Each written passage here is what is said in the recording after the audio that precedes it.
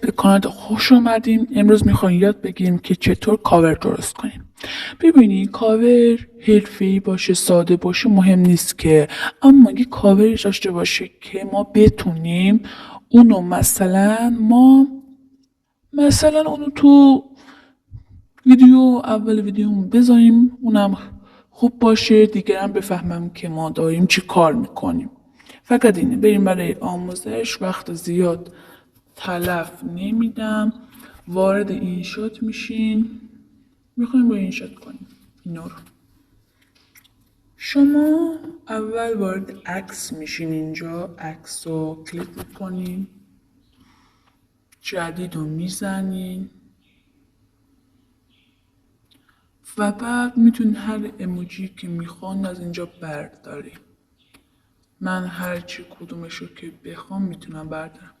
مثلا من اینو برمیدارم. من اینو برداشتم، میام از این پس زمینه سیاه برش انتخاب میکنم اینجوری. بس تمام میشه این مثلا. بس اینو یکم زوم میکنم، یکم زوم بشه اینجوری، یکم بره اون طرفی. حالا یکیش سفید شد یکی سیاه شد. میخوام تو اینجا بریم برچسب، از این عکسه، از اینجا من هر ایموجی که بخوام میتونم داشته باشم. مثلا من این انتخاب کنم، این از شیک‌تره هم جذاب‌تره. یکم اینو زومش میکنم، از اینجا زوم کردم. حالا که اینو زوم کردیم بیایم تو متنش یه چیزی بنویسیم. مثلا من مینویسم آموزش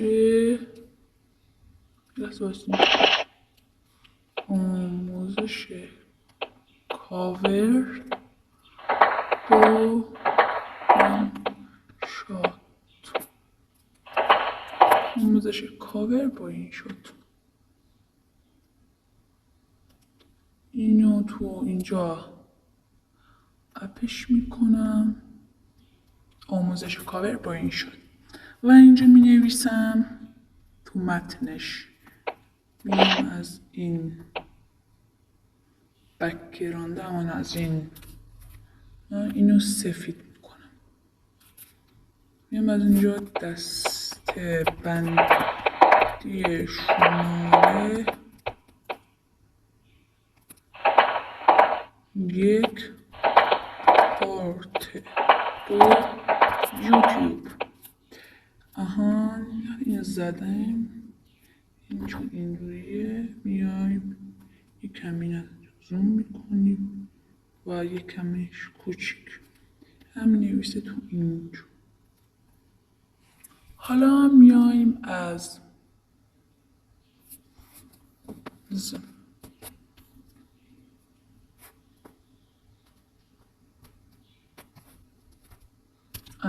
اینجا فکر کنم از برچسب میخوایم انجام کنیم. میایم از برچسب، از اینجا میتونیم یکیشو انتخاب کنیم. من مثلا این انتخاب کنیم. از میتونید هر جا که میخوایم دانلودش کنیم. من از گوگل دانلود کردم و میخوام اینجا بزنم و بعد اینجوری دیگه از اینا میخوام از اینجا bir ایموجی بردارم اینجا بزنم. حالا این ایموجی میخوام بزنم اینجا. حالا که این کردیم دیگه معلوم دستبند شماره 1 پارت 2 یوتیوب آموزش کاور با اینشات و اینم از این.